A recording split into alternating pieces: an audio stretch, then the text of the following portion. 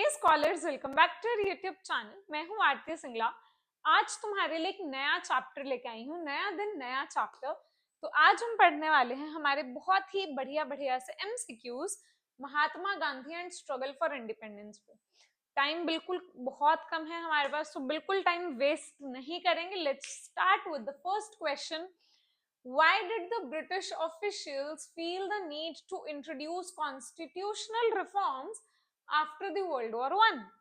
क्यों हमारे जो ब्रिटिश ऑफिशियल्स थे, जो देश में हमारे कंट्रोल कर रहे थे, क्यों उन्हें लगा कि भैया जो इंडिया का हमने कॉन्स्टिट्यूशन बनाया है उसमें हमें कुछ चेंजेस करने पड़ेंगे, हमें कुछ कॉन्स्टिट्यूशनल रिफॉर्म्स लेके आने पड़ेंगे। ये रियलाइजेशन इनको कब हुआ बच्चे? 1914 से लेके 1918 तक जो वर्ल्ड वॉर चली उसके बाद। तो ऐसा क्यों था? क्या इंडिया ने कंप्लीट इंडिपेंडेंस मांग ली? बिल्कुल। बट अगर हम बोले कि इंडिपेंडेंस पूरी की पूरी मांग ली तो ये अभी नहीं था। 1930 में ये स्वराज का जो नारा था वो बहुत ज्यादा चला था कि भैया हमें कंप्लीट इंडिपेंडेंस चाहिए। हम बात कर रहे हैं 1918 के बाद। Discontent among Indians had intensified. Indians बहुत मतलब जो इंडियंस थे हमारे, वो बहुत परेशान थे, वो बहुत डिससेटिस्फाइड थे ब्रिटिशर्स के साथ। वो चीज बहुत ज्यादा बढ़ गई। इंटेंसिफाई होना, बहुत बढ़ जाना, बिल्कुल बढ़ गई थी। ये भी हो सकता है। Economic condition of the Britain improve नहीं, इकोनॉमिक कंडीशन की बढ़ी चाहे खराब हुई, ये हमारे कॉन्स्टिट्यूशनल रिफॉर्म्स नहीं लेके आएंगे, वो भी जबरदस्ती वाले। इनको नीड फील हुई ना कि लेके आने पड़ेंगे। Pressure from other European Nations, ऐसा कुछ भी नहीं था। तो बच्चे अगर तुम इसको ऑप्शंस एलिमिनेट करते हो तो ए और बी में तुम फंस सकते हो। लेकिन इसको याद रखना कि वर्ल्ड वॉर वन के बाद जो हमारे ब्रिटिशर्स है उनको लगा कि भैया अब तो कॉन्स्टिट्यूशन में कुछ चेंजेस लेके ही आने पड़ेंगे। ऐसा क्यों था? क्योंकि हमारे जो लोग थे, जो हमारा यूथ था, वो इनसे बहुत ज्यादा डिससेटिस्फाई हो रखा था। वर्ल्ड वॉर वन खत्म होते ही जैसे ही हमारे इंडियंस में एक जो भावना थी ब्रिटिशर्स को लेके, वो उनको वापस भेजने के लिए बढ़ने लगी। ब्रिटिश ऑफिशियल्स को रियलाइज हो गया कि भैया अब तो अगर हम इंडियंस को कंट्रोल में रखना चाहते हैं तो कुछ चेंजेस लेके आने पड़ेंगे। इनको मीठी गोली दे दो, ये चुप कर जाएंगे। सिंपल सी बात ब्रिटिशर्स जानते थे। Announcement about the future of India on अगस्त 20, 1917। अब अनाउंसमेंट होती है कि इंडिया का फ्यूचर कैसा होने वाला है। ये अनाउंसमेंट क्यों होती है? क्योंकि वर्ल्ड वॉर वन चल रही है, ब्रिटिश गवर्नमेंट को हेल्प चाहिए हमारी इंडियंस की, ताकि वो वर्ल्ड वॉर वन में जो हिस्सा ले रहे हैं वो बहुत ही तेजी से उसमें और हिस्सा ले सकें। ठीक है। अब वर्ल्ड वॉर वन में इनको क्योंकि हमारी हेल्प चाहिए, तो इन्होंने बोला कि भैया हम इंडिया का जो फ्यूचर है वो बहुत बढ़िया बना देने वाले हैं। किसने अनाउंसमेंट की थी ये? याद रखना, लॉर्ड माउंटबेटन तो बाद में आए थे। इसमें भी ऑप्शंस एलिमिनेट कर सकते हो, इस बात का ध्यान रखना। लॉर्ड माउंटबेटन तो वो कराने आए थे, डिवाइड कराने आए थे। लॉर्ड इरविन आए थे गांधी जी के साथ, उन्होंने पैक्ट साइन किया था 1931। कहीं ना कहीं रिलेट कर सकते हो। जब भगत सिंह को फांसी होने वाली थी तब गांधी और इरविन पैक्ट साइन हुआ था। तो ये भी नहीं है, ये 1917 की बात हो रही है। तो वर्ल्ड वॉर वन के टाइम पे बच्चे जो पर्सन अनाउंसमेंट करते हैं इंडिया के फ्यूचर के बारे में, वो थे Montague, the secretary of India. ठीक है। अब देखो, जब सिचुएशन खराब होती गई तब जो हमारे ब्रिटिश गवर्नमेंट के इंडियन सेक्रेटरी थे Montagu, made an announcement about the future of India on August 20th। इसको याद रखो। On the basis of which, अब इन्होंने क्या किया, जो ये अनाउंसमेंट की थी उसके बेसिस पे इन्होंने गवर्नमेंट ऑफ इंडिया एक्ट लेके आए, या जिसको हम मॉन्टेग क्लेम्सफोर्ड एक्ट भी बोलते हैं 1919 का। ठीक है। इन्होंने यहाँ पे वादा किया कि हम अनाउंस करते हैं, हम ये प्रोमिसेस अपने फुलफिल करेंगे। तो 1919 में वर्ल्ड वॉर खत्म होते ही ये मॉन्टेग क्लेम्सफोर्ड एक्ट लेके आते हैं, या जिसको हम गवर्नमेंट ऑफ इंडिया एक्ट भी बोलते हैं। और ये बहुत बढ़िया एक्ट था, जिसमें से बहुत सी चीजें हम आज भी फॉलो करते हैं, बहुत से क्लॉजेस हम इसके आज भी फॉलो करते हैं। Why were Indians dissatisfied with the government of India act? ठीक है। अब तुम बोलोगे कि मैम आप तो बोल रहे हो कि एक्ट बहुत बढ़िया था, हम आज भी फॉलो करते हैं, तो भी क्यों हमारे जो इंडियंस थे वो डिससेटिस्फाइड थे, क्यों वो खुश नहीं थे? क्योंकि इसने प्रोविंशियल ऑटोनॉमी अबॉलिश कर दी। हो सकता है कि इसने हमारी जो स्टेट्स थी उनके पास जो पावर्स थी वो खत्म कर दी, ignored Indian sacrifices during the war. बिल्कुल 1919 में जब आप लॉ लेके आ रहे हो, एक्ट लेके आ रहे हो, उसके पहले अभी जस्ट वर्ल्ड वॉर वन खत्म हुई है, तो हमने बहुत मेहनत की है तुम्हें जिताने के लिए, हमारा उसमें कोई पर्सनल मोटिव नहीं था। तो फिर भी तुम इस गवर्नमेंट ऑफ इंडिया एक्ट में सब कुछ अपने फायदे के लिए हमें दे रहे हो, हमारे सैक्रिफाइसेस कहाँ गए? तो जो हमारे इंडियंस थे वो बहुत दुखी थे कि भैया वर्ल्ड वॉर अभी खत्म हुई है, आपने हमारे सारे सैक्रिफाइसेस को इग्नोर कर दिया। तो हम बहुत खुश नहीं हैं, डिससेटिस्फाई हो गए। कंप्लीट इंडिपेंडेंस तो 47 में जाके मिली थी, ब्रिटिश रूल खत्म हुआ था 47 में जाके। प्रोविंशियल ऑटोनॉमी अबॉलिश नहीं की थी, हमारे यूथ के जो सैक्रिफाइसेस थे उनको इग्नोर मार दिया था। ठीक है, कॉन्स्टिट्यूशनल रिफॉर्म्स लेके आए, अनाउंसमेंट करी थी, कॉन्स्टिट्यूशनल रिफॉर्म्स लेके आए, लेकिन इंडियन सेटिस्फाई नहीं हुए, क्योंकि इंडियंस ने बहुत अपने जो सैक्रिफाइसेस थे, अपना वेलर था, अपना इंथुजियाज्म था, बहुत बढ़िया तरीके से एक्स्ट्राऑर्डिनरी एविडेंस दिया था वर्ल्ड वॉर वन में। लेकिन ये जो एक्ट था गवर्नमेंट ऑफ इंडिया 1919 एक्ट, ये हमारे लिए बहुत अच्छे क्लॉजेस नहीं लेके आया था, ब्रिटिशर्स के फेवर में थे सब। महात्मा गांधी ऑलरेडी पॉलिटिक्स में आ चुके थे, जो हमें बता चुके थे कि भैया इंडियन स्ट्रगल फ्रीडम को कैसे अचीव करना है। तो अब लोगों को एक नई डायरेक्शन मिल गई थी। कब हुआ था बच्चे ये? 1919 के एक्ट के बाद। ठीक है, आई होप ये तुम्हें समझ में आ गया। 1917 से लेकर 1947 की जो इंडियन पॉलिटिक्स है हम उसको क्या बोलते हैं बच्चे? हम उसको गांधीयन एरा बोलते हैं।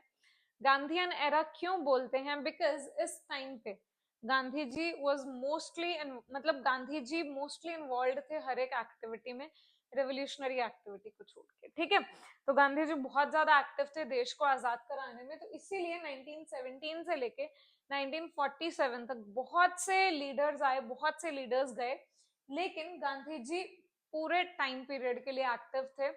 ठीक है, 1917 से लेके 47 तक जितनी भी इंडियन पॉलिटिक्स का भार था वो सब गांधी जी के हाथों में था। तो यहाँ पे न्यू एरा स्टार्ट हो जाता है पॉलिटिक्स में, याद रखना। ठीक है, पॉलिटिकली एक नया एरा स्टार्ट हो जाता है जिसको हम गांधीयन एरा बोलते हैं। इन्होंने सिर्फ हमें फ्रीडम स्ट्रगल के लिए गाइड नहीं किया, बल्कि इन्होंने हमें एक न्यू फिलोसॉफिकल बेस भी दिया कि ऐसा करना चाहिए मूवमेंट में और ऐसा नहीं करना चाहिए, नॉन वायलेंस नहीं, नॉन वायलेंस करनी चाहिए, पीसफुली आजादी को लेना चाहिए। ठीक है, गांधीयन एरा के पहले national movement was mainly led by, अब गांधी जी तो है नहीं, उससे पहले ये नेशनल मूवमेंट चल रही थी, बहुत बड़े पेस पे नहीं थी, लेकिन धीरे धीरे चल रही थी। कौन लीड कर रहा था? पीजेंट्स एंड वर्कर्स नहीं, पीजेंट्स एंड वर्कर्स के पास इतना पैसा नहीं था कि ये लोग अपना काम वाम छोड़ के आके स्ट्रगल करें। रेवोल्यूशनरीज नहीं, क्योंकि रेवोल्यूशनरीज तब आए जब हमें नॉन वायलेंस के थ्रू ये इंडिपेंडेंस नहीं मिल रही थी। Middle class leaders using constitutional methods, बिल्कुल हमारे जो मिडिल क्लास लीडर्स थे जिनके पास इतना पैसा था कि वो सरवाइव कर पाए एटलीस्ट, ये लोग कॉन्स्टिट्यूशनल मेथड, जो हमारा कॉन्स्टिट्यूशन बना हुआ था उसके हिसाब से धीरे धीरे जितना समझ आ रहा था उतनी फ्रीडम स्ट्रगल कर रहे थे। ठीक है, वर्ल्ड वॉर वन तक लीडरशिप किसके हाथों में थी? Politicians who followed the constitutional method, जो लोग कॉन्स्टिट्यूशन को फॉलो कर रहे थे। मोस्टली कौन थे? Middle class people. ठीक है, with the beginning of Gandhian era, Gandhian era कब स्टार्ट होता है? 1917 से लेके 1947 तक। ये जो नेशनल मूवमेंट थी वो क्या हो चुकी थी? एक मास मूवमेंट बन चुकी थी। क्यों? क्योंकि अब लोग इकट्ठा हो रहे थे, उनको एक लीडर मिल गया था, पूरे देश को इकट्ठा कर रहा था वो। The path of satyagraha and non violence, again बात याद रखना बच्चे, satyagrahis are the followers of Gandhi ji, और ये सत्याग्रही क्या मानते थे कि नॉन वायलेंस करनी है, बहुत ही पीसफुली हमें जो अपनी आजादी है उसको गेन करना है। ठीक है, next question, which method transformed the national movement into a mass movement? कौन सा मेथड था जिसके थ्रू नेशनल मूवमेंट एक मास मूवमेंट बन गई थी? अभी अभी हमने पढ़ा, कब बनी थी ये नेशनल मूवमेंट, मास मूवमेंट? जल्दी से याद करो, ये तब बनी जब गांधीयन एरा स्टार्ट हुआ, गांधी जी पिक्चर में आते हैं और गांधी जी सबको इकट्ठा करना शुरू कर देते हैं। तब ये नेशनल मूवमेंट एक मास मूवमेंट का रूप ले लेती है। आर्म्ड रेवोल्यूशन हुआ नहीं, कॉन्स्टिट्यूशनल रिफॉर्म्स आए नहीं, सीक्रेट सोसाइटीज बनी नहीं। ये किस मेथड से ट्रांसफॉर्म हुए थे बच्चों? सत्याग्रह और नॉन वायलेंस के। सब एक ही बात को मान रहे थे गांधी जी की, कि हमें सत्याग्रह के रास्ते पे चलना है और नॉन वायलेंस को ही थामना है, हम वायलेंस नहीं करेंगे। ठीक है, I hope this question is very much clear to you. यहाँ तक में सारे क्वेश्चन समझ में आ गए। थोड़ा धीरे धीरे स्टोरी स्टार्ट होंगे तो जल्दी जल्दी होगा। Which experience in South Africa deeply affected Gandhi? जब होता क्या है बच्चे, गांधी जी अपनी स्टडीज वगैरह कंप्लीट करते हैं और चले जाते हैं साउथ अफ्रीका एक लीगल एडवाइजर की किसी कंपनी में जॉब करने। अब नौकरी करने तो चले गए, लेकिन दिमाग में तो अपना देश है ना। तो इन्होंने वहां पे देखा कि हमारे देश के लोगों को वहां पे बहुत बढ़िया तरीके से ट्रीट नहीं किया जाता है, उनको डिस्क्रिमिनेट किया जाता है। तब जब उन्होंने देखा कि भैया हमारे देश के लोगों की हालत यहाँ पे बहुत बुरी है, उन्हें बुरा लगा और उन्होंने साउथ अफ्रीका में भी मूवमेंट शुरू कर दी। और साथ के साथ वो अपने देश वापस आ गए इंडिया में, कि मुझे अपने देश को आजाद कराना है। कौन सा एक्सपीरियंस है साउथ अफ्रीका में जिसने डीपली इन्फ्लुएंस किया? ब्रिटिश का एजुकेशन सिस्टम नहीं था बच्चे, it was racial discrimination against Indians. सब कुछ चल जाता है, लेकिन जब तुम किसी को उसके स्किन कलर के ऊपर डिवाइड करते हो तो नहीं अच्छा लगता। अब इसको एक और तरीके से याद कराते हो। देखो साउथ अफ्रीका में हमें पता है कि साउथ अफ्रीका में मेनली अपार्थाइड था, जहां पे लोगों को क्या किया जा रहा था? रेशियली डिस्क्रिमिनेट किया जा रहा था। तुम्हें नहीं भी आता ना क्वेश्चन, सीधा देखो साउथ अफ्रीका की बात हो रही है, चक, racial discrimination is the answer. ठीक है, अब गांधी जी के बारे में देखते हैं थोड़ा। गांधी जी इंग्लैंड जाते हैं, पढ़ाई पूरी करते हैं, लॉयर बन जाते हैं। लॉयर बनने के बाद ये साउथ अफ्रीका जाते हैं और लीगल एडवाइजर बन जाते हैं किसी प्राइवेट कंपनी में। अब ये बहुत दुखी हुए जब इन्होंने बहुत बुरी कंडीशन देखी हम इंडियंस की जो वहां पे रह रहे थे। अब गांधी जी ने क्या किया? इन्होंने लोगों को इकट्ठा किया और साउथ अफ्रीका की ही गवर्नमेंट के साथ एक मूवमेंट चला दी। ठीक है, और ये जो मूवमेंट थी इसने फोर्स किया ब्रिटिश की गवर्नमेंट को, वहां पे भी इंग्लैंड के ही लोग थे, कि भैया जितनी भी रिस्ट्रिक्शंस तुमने हमारे लोगों पे लगाई हैं उसको खत्म करो। Sorry sorry sorry. Gandhi ji ने किनको अपना पॉलिटिकल मेंटर माना? आंसर तो तुमने देख ही लिया। ठीक है, तो ये कौन थे? गोपाल कृष्ण गोखले। इसको याद रखना, Gopal Krishna Gokhale was a mentor of Mahatma Gandhi. Important है ये क्वेश्चन, तो इसको बहुत अच्छे से याद रखना। गांधी जी इंडिया आते हैं साउथ अफ्रीका से 1915 में। वर्ल्ड वॉर अभी स्टार्ट ही हुई थी जब गांधी जी इंडिया वापस आ जाते हैं। वहां के लोगों की कंडीशन देख के उनको लगता है कि भैया मुझे अपने देश में भी आजादी दिलानी है। गोपाल कृष्ण गोखले के पॉलिटिकल आइडिया से बहुत ज्यादा इन्फ्लुएंस्ड होने के कारण उनको अपना पॉलिटिकल मेंटर मान लेते हैं। और गांधी जी एक बात पे स्ट्रेस करते हैं कि भैया अगर तुम लड़ाई नहीं कर रहे हो ना, 10 लोग लड़ रहे हैं और तुम 11वें हो और तुम साइड पे खड़े हो और तुम सबको बोल रहे हो कि भैया रुक जाओ, पर तुम लड़ाई नहीं कर रहे हो, खुद भी नहीं लड़ रहे हो और दूसरों को भी लड़ने से रोक रहे हो, तो तुम कमजोर नहीं हो। ठीक है, तुम में अक्ल है, तुम कमजोर नहीं हो। तो ये हमेशा मानते थे कि non violence was not the weapon of cowardly, but ये ब्रेव और द मोस्ट पावरफुल पीपल का वेपन है। ठीक है, जो लोग पावरफुल होते हैं वो कभी भी लड़ाई नहीं करते, वो दिमाग से काम, ठंडे दिमाग से काम लेते हैं। ठीक है, ये गांधी जी का मानना था। इस बात को याद रखना, तुम किसी भी क्वेश्चन में 2 मार्क्स में 3 मार्क्स में इस पर्टिकुलर सेंटेंस को मेंशन कर सकते हो। नेक्स्ट क्वेश्चन है non violence was a weapon of. अब ये तुम्हें पता है, वीक पीपल कोवर्डली, पता है तुम्हें, पॉलिटिशियंस कभी भी नॉन वायलेंस का रास्ता अपनाते ही नहीं है। बचा कौन? Powerful and brave people. अगर तुम्हें नहीं भी याद तो तुम इस तरीके से भी इस आंसर को अटेम्प्ट कर सकते हो। ठीक है, next question is which social level was Gandhi not actively opposed to? किस सोशल लेवल से को गांधी जी मना नहीं करते थे, मतलब उसके अपोज्ड नहीं थे? अनटचेबिलिटी बिल्कुल अपोज करते थे, डाउरी सिस्टम बिल्कुल अपोज करते थे, दहेज देना, चाइल्ड मैरिज को भी अपोज करते थे, ये वेस्टर्न एजुकेशन को अपोज नहीं करते थे। क्योंकि अगर तुम एजुकेशन लेते हो ना बच्चे, चाहे वो जैसे भी एजुकेशन है, तुम्हारी नॉलेज बढ़ती है। तो नॉलेज लेने से ये मना नहीं करते थे, ये मना करते थे इन बाकी की 3 चीजों से। ठीक है, see Gandhi ji described satyagraha as a panacea to face evil. Gandhi ji ने बोला कि अगर आप सत्याग्रह के रास्ते पे हो तो आप किसी भी इविल को फेस कर सकते हो। ये अपोज करते थे किस किस को? अनटचेबिलिटी को अपोज करते थे, child marriage, cow slaughter, dowry system and drinking alcohol, इन सब चीजों को ये अपोज करते थे। बच्चे ये सेम क्वेश्चन आ सकता है कि बताओ गांधी जी किन चीजों को अपोज करने के लिए बोलते थे, तो अलग क्वेश्चन आ जाएगा। सपोज तीनों ऑप्शन है, डी ऑप्शन है तुम्हारी all of the above. First option पढ़ के आंसर मत टिक कर देना, सारी ऑप्शंस पढ़ा करो। मैं तुम्हें बार बार यही चीज समझाती हूँ, सारी ऑप्शंस पढ़नी बहुत जरूरी है।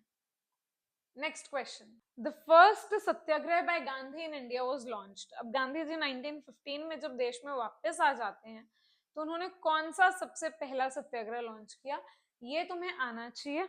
याद रखो, पंजाब में तो उन्होंने कोई नहीं किया, चंपारण, अहमदाबाद और खेड़ा में, तीनों में इन्होंने सत्याग्रह लॉन्च किया था। तो पहला किया था बच्चे इन्होंने चंपारण में। अब तुम याद कैसे कर सकते हो इसको? इसको याद रखना कि you are a champion. Champion कौन से पोजीशन पे आते हैं? फर्स्ट पे। गांधी जी ने फर्स्ट सत्याग्रह कौन सा लॉन्च किया? चंपारण सत्याग्रह। हो गया ना इजिली याद। देखो, सत्याग्रह चंपारण में ये स्टार्ट करते हैं 1917 में आते हैं। तुम्हारी बुक के अकॉर्डिंगली इयर्स हैं तो यही इयर्स याद करना। क्यों करते हैं ये? क्योंकि वहां पे जो एस्टेट ओनर्स हैं इंडिगो फार्मर्स के, मतलब जो एस्टेट ओनर्स हैं जिनकी लैंड है इंडिगो जहाँ पे ग्रो किया जाता है, तो जिनकी लैंड है वो लोग जो इंडिगो फार्मिंग करते हैं, फार्मर्स, उनके ऊपर बहुत ज्यादा एट्रोसिटीज करते हैं, बहुत ज्यादा क्या बोलते हैं उसको यार, याद नहीं आ रहा वर्ड, ठीक है, बहुत ज्यादा एट्रोसिटीज करते हैं। अब एक कमेटी बनाई गांधी जी ने कि भैया अब फार्मर्स जो सारा तुम्हारा काम कर रहे हैं, तुम अगर उनको परेशान करोगे, एक्सप्लॉइट करोगे, तो फिर ये परेशान होंगे, फार्मर्स परेशान होंगे, गांधी जी आ जाएंगे। तो गांधी जी ने क्या किया है, कमेटी बिठाई सरकार को बोल के। कमेटी बिठाने के बाद इन्होंने सारी अपनी प्रॉब्लम्स रखी, खुद भी ये मेंबर थे इस कमेटी का। और ये जो इंडिगो फार्मर्स के ऊपर जितने भी अत्याचार है ना, एट्रोसिटीज मतलब अत्याचार हो रहे थे, उन सबको रोका। और ये जो सत्याग्रह था ये पहला ही सत्याग्रह और गांधी जी की पहली ही जीत थी, चंपारण सत्याग्रह। ठीक है। Which movement helped in spreading political awareness among the Indian peasants? अब इंडियन पीपल की बात नहीं कर रहे हैं हम, बात कर रहे हैं इंडियन पीजेंट्स की। इंडियन पीजेंट्स किसके साथ रिलेटेड है बच्चे? ये है तुम्हारा सेकेंड सत्याग्रह के साथ रिलेटेड, खेड़ा सत्याग्रह। अब इसको तुम्हें बहुत तरीके से याद कराती हूँ। जो हमारे फार्मर्स होते हैं, हम क्या बोलते हैं कि वो सारा दिन रात अपने पैरों पे खड़े रहते हैं और हमारे लिए अनाज उगाते हैं। खड़ा रहना, कौन खड़ा रहता है? फार्मर खड़ा रहता है। खड़ा से क्या बन जाएगा तुम्हारा? खेड़ा। तो जो इंडियन पीजेंट्स के लिए जो रिवोल्ट चलाया गया, जो सत्याग्रह अडॉप्ट किया गया, वो था खेड़ा सत्याग्रह। ठीक है, आई होप तुम्हें अच्छे से याद हो गए हैं ये। तो सत्याग्रह होते खेड़ा गुजरात में। क्यों होता है? ताकि जितने भी हमारे फार्मर्स हैं जिनके क्रॉप्स डिस्ट्रॉय हो गए हैं और वो भूखमरी के सिचुएशन पे आ गए हैं, उनके पास खुद के पास खाने के पैसे नहीं है, लेकिन जो हमारी सरकार है, बहुत ही बढ़िया सरकार थी ब्रिटिशर्स की, जो कहती है कि लैंड टैक्स इंपोज करना है भैया हमें फार्मर्स के ऊपर, और जो तुम्हारा लैंड टैक्स है वो तुम साथ के साथ भरो। तुम्हारे पास पैसे हैं नहीं है, तुम्हारे पास खाने के लिए खाना है या नहीं है, हमें कोई फर्क नहीं पड़ता है, हमें फर्क पड़ता है सिर्फ लैंड टैक्स से। तो अब गांधी जी ने इसी लैंड टैक्स के अगेंस्ट ये सत्याग्रह शुरू किया था ताकि फार्मर्स को प्रोटेक्शन मिल सके। गांधी जी एक लेटर लिखते हैं गवर्नमेंट को कि जो तुमने लैंड टैक्स लगाया है भैया उसको नहीं बंद करना, तुम मत करो, पोस्टपोन तो कर दो। पोस्टपोन नहीं किया, गवर्नमेंट ने तो साफ साफ मना कर दिया। भैया गवर्नमेंट को मतलब क्या था, ब्रिटिश गवर्नमेंट को सिर्फ पैसा कमाने से। इसका रिजल्ट क्या आता है कि गांधी जी सत्याग्रह शुरू कर देते हैं। अब जब सत्याग्रह शुरू हो जाता है, अब गवर्नमेंट के लिए नया नया था ये कुछ, है ना, तो गवर्नमेंट को झुकना पड़ जाता है। गवर्नमेंट चुप कर जाती है और एक अग्रीमेंट ये लोग साइन कर लेते हैं। और ये जो एक इंसिडेंट होता है ये लोगों में अवेयरनेस जगाता है। ठीक है, पीजेंट्स में अवेयरनेस जगाई इसने कि भाई हमें एक्सप्लॉइट होने की जरूरत नहीं है, हमारे पास एक ऐसे लीडर हैं जो हमारे लिए आवाज उठाने वाले हैं। In Ahmedabad mill store workers wages were increased by. अब अहमदाबाद मिल स्टोर की बात हो रही है, ठीक है, मतलब अहमदाबाद में थर्ड सत्याग्रह होता है। अहमदाबाद के जो मिल वर्कर्स थे उनकी वेजेस इंक्रीज नहीं हो रही थी, बहुत ज्यादा काम करवाया जा रहा था लेस वेजेस पे, जिस कारण जो हमारे मिल वर्कर्स थे उन्होंने स्ट्राइक कर दी थी और उनकी जो वेजेस थी वो इंक्रीज करने की उन्होंने डिमांड की। ठीक है, अब देखो सत्याग्रह कैसा होता है अहमदाबाद गुजरात में, क्या होता है, क्यों होता है, sorry, there was a struggle between mill owners and labourers of Ahmedabad. इन दोनों में क्या हो रहा था, स्ट्रगल हो रही थी। मिल ओनर्स बोल रहे हैं हम सैलरी सेम रखेंगे वेजेस, लेकिन मिल वर्कर्स बोल रहे हैं कि हमारी वेजेस बढ़ाओ।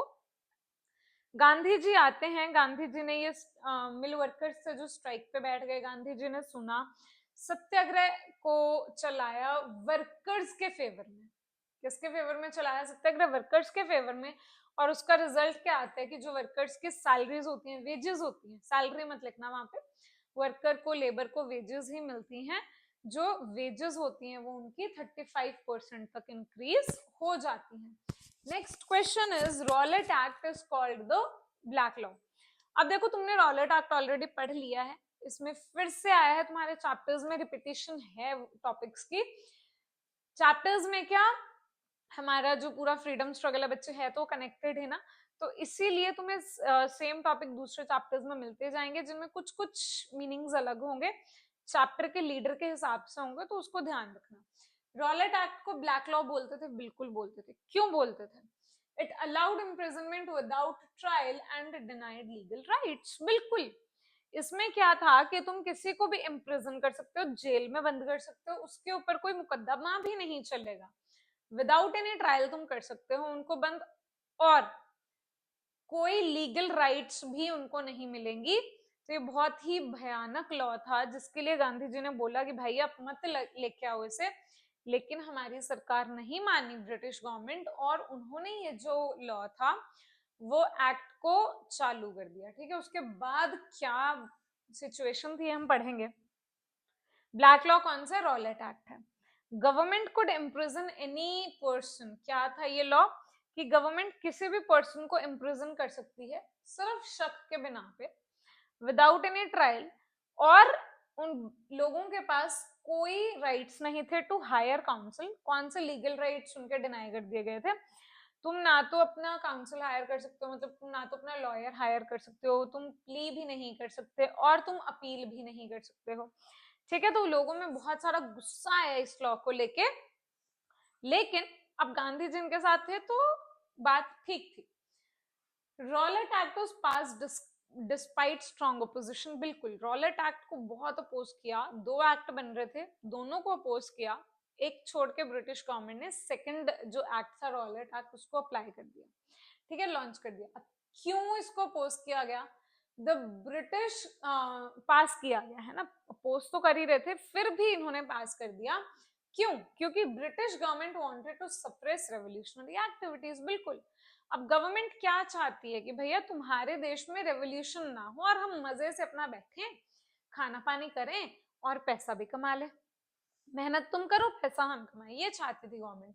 इन्होंने रॉलेट एक्ट लगा दिया, इंडियन सिक्योरिटी एक्ट वहां पे लगा हुआ था, खत्म हो रहा था, तो इन्होंने लगा दिया रॉलेट एक्ट। ठीक है, बिल्कुल आर एक्सप्लेन करता है ए को। अब देखो 31 मार्च 1919 वर्ल्ड वॉर वन के बाद एक लॉ जो वर्ल्ड वॉर वन के टाइम पे बना था, इंडियन सिक्योरिटी एक्ट, ये खत्म होने वाला था। ठीक है, वाज अबाउट टू एक्सपायर। तो फेब्रवरी 1919 में ब्रिटिश गवर्नमेंट मिलती है, ये डिसाइड करते हैं कि भैया अब हम दो एक्ट पास करने वाले हैं। तो ये दो बिल इंट्रोड्यूस करते हैं सेंट्रल लेजिस्लेटिव असेंबली में। इन बिल्स के थ्रू जो हमारे ब्यूरोक्रेट्स थे, जो हमारे ये आईएएस आईपीएस थे, इनको इमेंस पावर मिल जानी थी कि तुम रेवोल्यूशनरी एक्टिविटीज को सप्रेस कैसे भी कर सकते हो। महात्मा गांधी जी ने बहुत रिक्वेस्ट किया कि भाई आप मत करो इनको पास, लेकिन इनमें से एक बिल था जो रॉलेट एक्ट, वो फिर भी पास हो जाता है। और जब ये बिल पास होता है तो लोगों में बहुत ज्यादा गुस्सा बढ़ जाता है। रॉलेट एक्ट होता क्या है ये हम पढ़ चुके हैं। Hindus and Muslims participated together in Rowlatt satyagraha. अब जब तुमने लॉ पास कर ही दिया, अब लोग तो उसके लिए सड़कों पे उतरेंगे। अब गांधी जी ने एक नया सत्याग्रह स्टार्ट किया उन 3 सत्याग्रहों के बाद, जिसका नाम था रॉलेट सत्याग्रह 1919 में। क्यों किया? Gandhi ji emphasised unity and non violence. ठीक है, अब क्यों हिंदूज और मुस्लिम्स की यूनिटी दिखी? क्योंकि गांधी जी हमेशा यूनिटी और नॉन वायलेंस की बात करते थे। वो हमेशा चाहते थे कि हिंदू मुस्लिम्स इकट्ठा रहे। तो ये भी सही लग रहा है यार मुझे तो, है ना?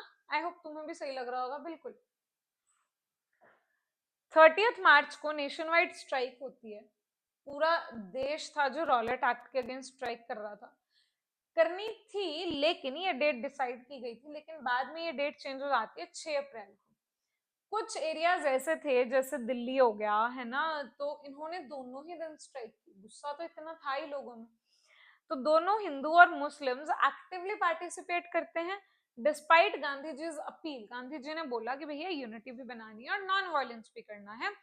नॉन वायलेंस किया, लेकिन बहुत से एरियाज ऐसे थे जहां पे जो माहौल था वो भड़क गया और हमारे ही इंडियंस ही वायलेंस पर उतर आए। इमीडिएट रीजन क्या था? इमीडिएट रीजन पंजाब में अरेस्ट होने का था अरेस्ट। किसको अरेस्ट किया गया? रॉलेट एक्ट लगा है, ठीक है। अब कुछ लोग क्या होता है जलियांवाला बाग में मिलते हैं। भैया मिलते हैं क्यों मिलते हैं? ताकि हम डिस्कस कर सकें कि आगे का एक्शन क्या होने वाला है। तो वहां पे 2 लीडर्स थे हमारे, डॉक्टर सत्यपाल एंड सैफुद्दीन किचलू। इसको याद कैसे रखोगे? देखो, अब ये क्या हो रहा है? रॉलेट एक्ट के अगेंस्ट हो रहा है। अब गांधी जी कौन थे? एक सत्याग्रही थे। तो ये सत्य के राह पे चलने वाले लोग थे सत्यपाल, एंड ये क्या करना चाहते थे? रॉलेट एक्ट को ना कुचल देना चाहते थे। सैफुद्दीन कुचलू, किचलू, सॉरी, ठीक है, किचलू। तो ये लोग क्या करना चाहते थे? रॉलेट एक्ट अनरेस्ट क्यों होता है? क्योंकि हमारे सत्यपाल और सैफुद्दीन किचलू को अरेस्ट कर लिया जाता है। लोगों को गुस्सा और बढ़ जाता है। ब्रिटिशर्स तो चाहते थे इनके अरेस्ट से लोग डर जाएं। हम इंडियंस डरने वाले कहाँ यार, हम तो और गुस्से में आ गए और प्रोटेस्ट करने लग गए ब्रिटिश गवर्नमेंट के अगेंस्ट।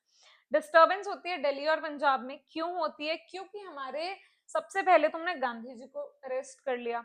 अब उसके बाद गांधी जी को अरेस्ट कर लिया, हम लोग प्रोटेस्ट करने जा रहे हैं, ब्रिटिश गवर्नमेंट करना चाहती है सिचुएशन को कंट्रोल। सिचुएशन कंट्रोल कैसे होगी? हमें डराने से। हमें डराओगे कैसे?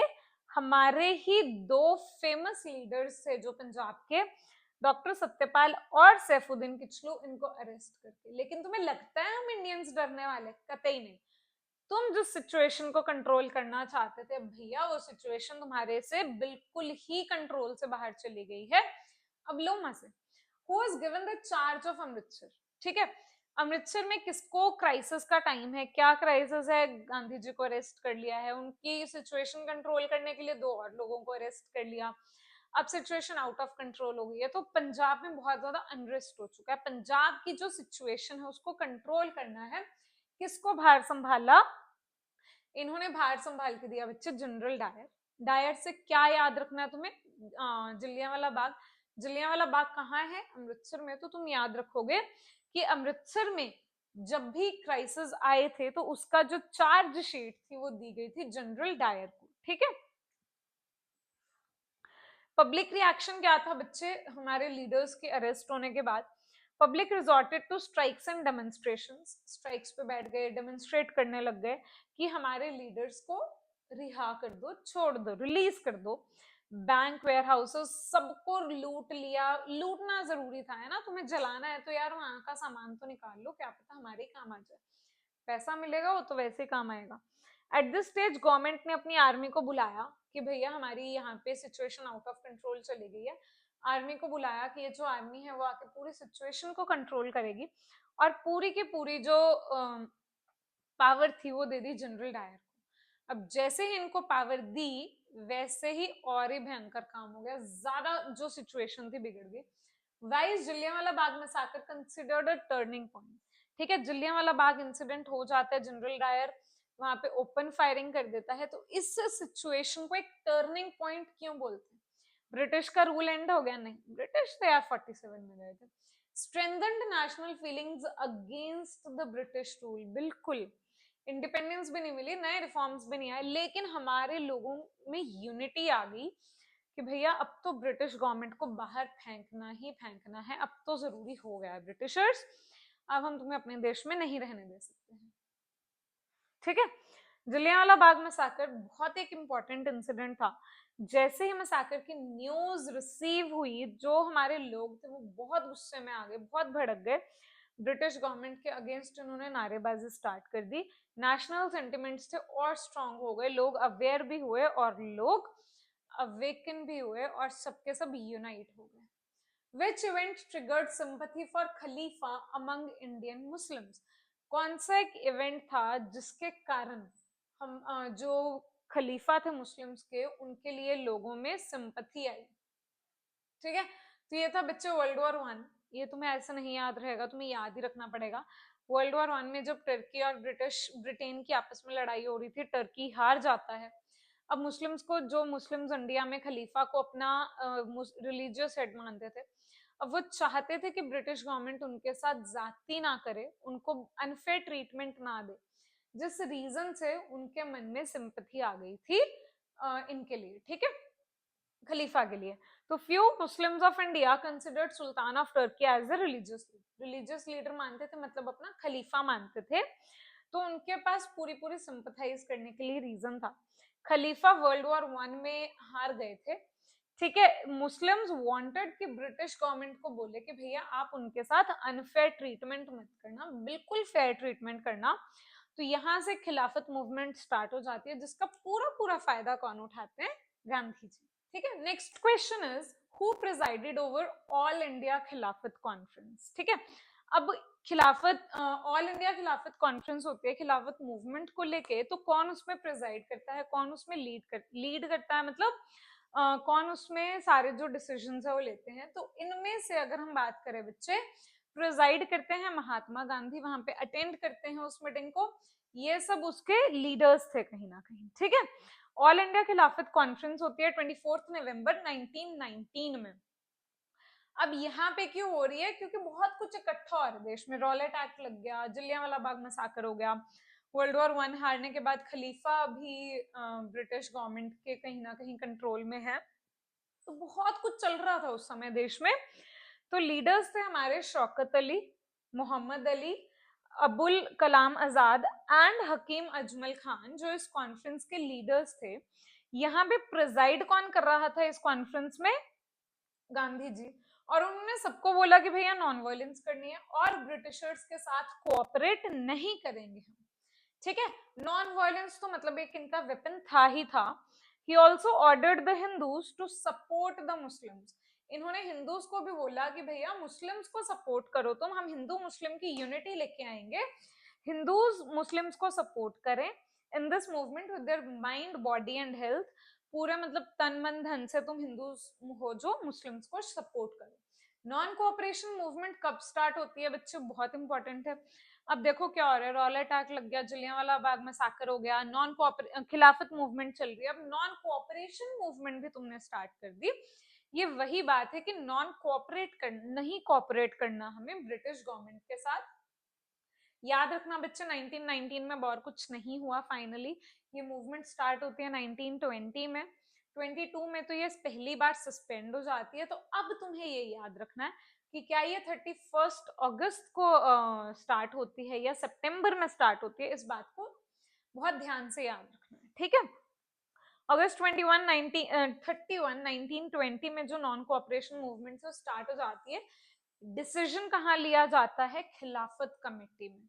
ठीक है, which region witnessed Moplah riots due to rising communalism?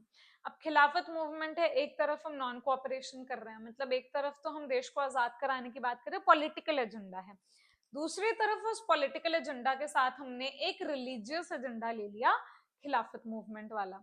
अब इससे कम्युनलिज्म जाग गई लोगों में और कम्युनलिज्म का बहुत गंदा रिजल्ट आता है।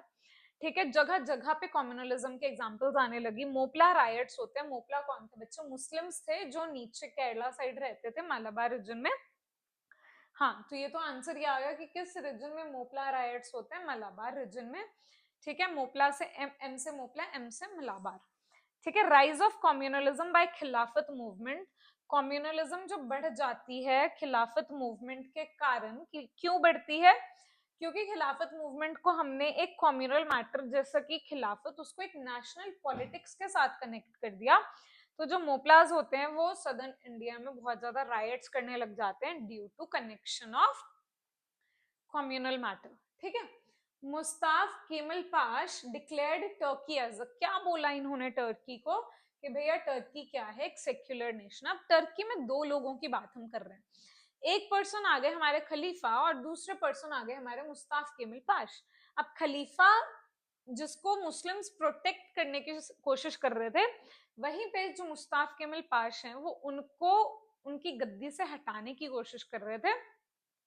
मतलब वो चाहते थे कि खलीफा का रूल खत्म होके एक नया रूल चलाया जाए और ये चाहते थे कि देश हमारा बन जाए सेक्युलर नेशन। अब देखो, अतातुर्क मुस्ताफ केमल पाश, बच्चे एक्चुअली इनके नेम में ना KEMAL है, एक्चुअल में नेम कमल नहीं है। तो केमल पाश ये फादर है मॉडर्न टर्की के, इसको याद रखना। इन्होंने प्लानिंग करी कि भैया हम खलीफा का जो रूल है उसको एंड करेंगे, नया सोशल पॉलिटिकल और इकोनॉमिक सिस्टम लेके आए। अब कुछ नया लेके आए तो कुछ खत्म भी किया होगा। किसको खत्म किया? इंपीरियलिस्ट रूल को और खिलाफत सिस्टम को।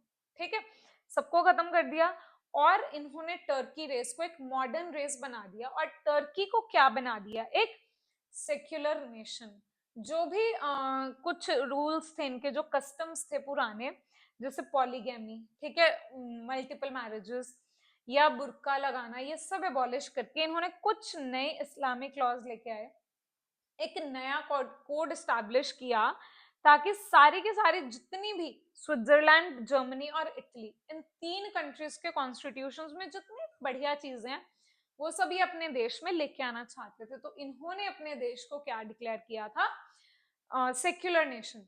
विच of the following reforms are introduced by Kemal Pasha? ठीक है, कौन से? रिस्टोरेशन ऑफ खलीफा नहीं, है तो खिलाफत सिस्टम को खत्म कर रहे थे। ब्रिटिश लॉ को अडॉप्ट किया नहीं किया। जर्मनी, स्विट्जरलैंड और इटली, इन तीनों ही नेशंस के जितने भी बढ़िया लॉज थे वो लेकर यस, इन्होंने अबॉलिश किया पॉलीगैमी को, मल्टीपल मैरिजेस वाला जो सिस्टम था उसको अबॉलिश कर दिया। ठीक है। Next, which of the following event did not influence the non cooperation movement? Non cooperation movement किस रीजन से नहीं होती? हमने क्या पढ़ा?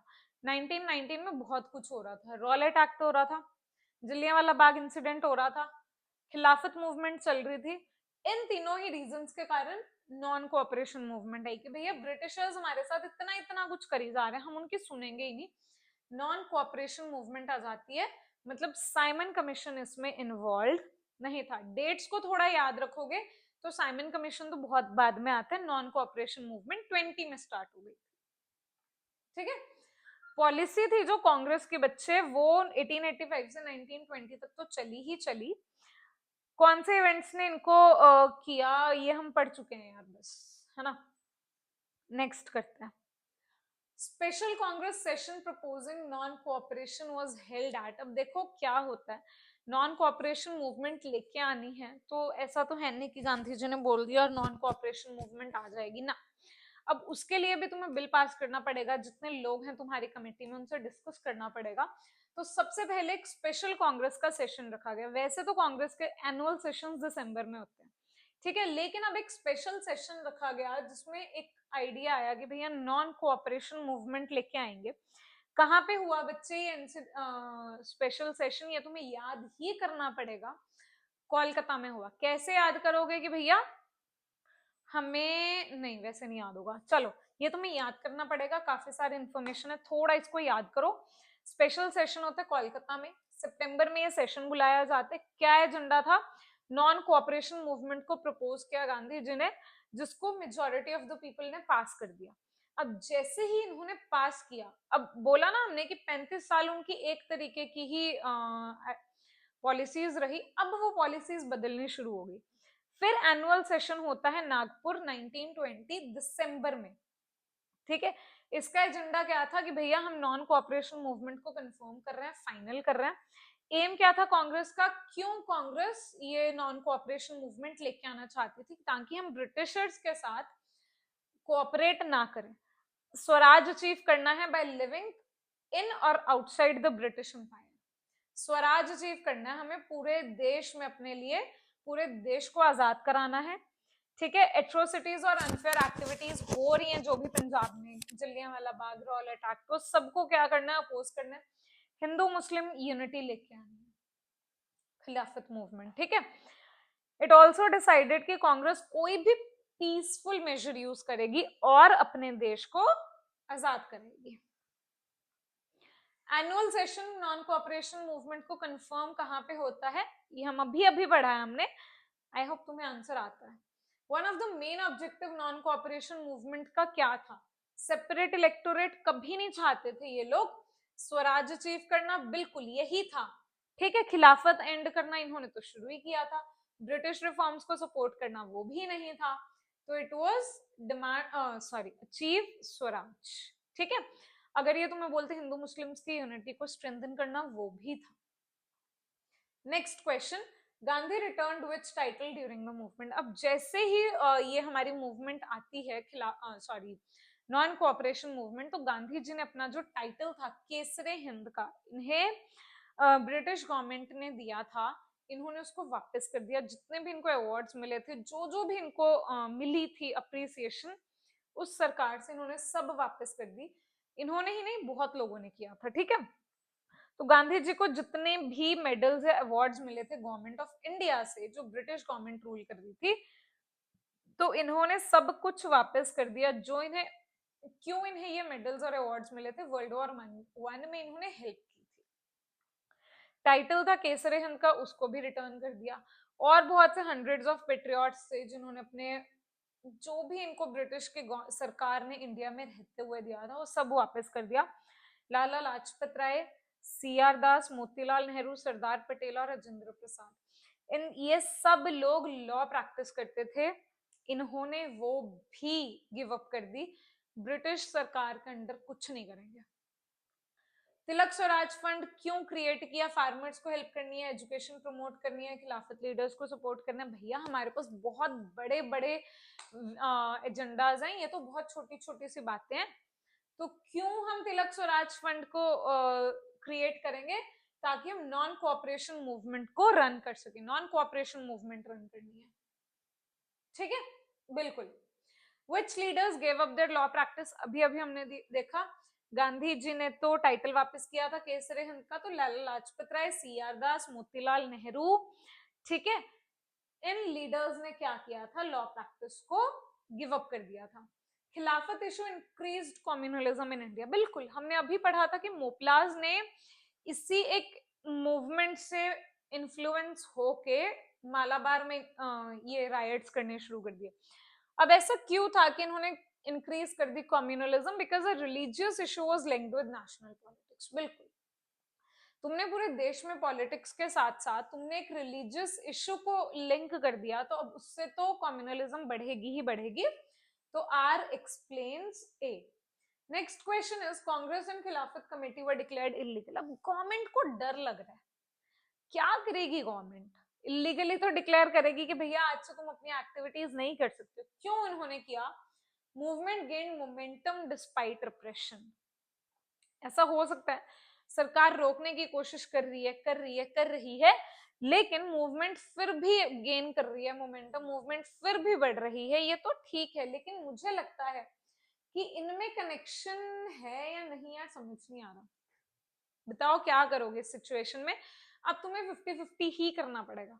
अगर तुम्हें लगता है कि इनको डिक्लेयर किया इलीगल बिकॉज कांग्रेस मूवमेंट फिर भी मोमेंटम गेन कर रही है, लेकिन यार मुझे लगता है कि यहाँ पे तो कमेटी की भी बात हो रही है, मूवमेंट की बात कर रहे हैं यहाँ पे तो, और यहाँ पे तो ऑर्गेनाइजेशंस हैं, फिर तो नॉट आएगा, ठीक है। समझ में आया, अगर अटक जाओ तो कैसे दिमाग चलाने, यहाँ पे मूवमेंट की बात हो रही है, यहाँ पे तो कमेटीज हैं। चलो, कांग्रेस और खिलाफत कमेटी को डिक्लेयर कर दिया इलीगल। गवर्नमेंट के अत्याचार बहुत बढ़ रहे थे, गवर्नमेंट दबाव डालने की कोशिश कर रही थी।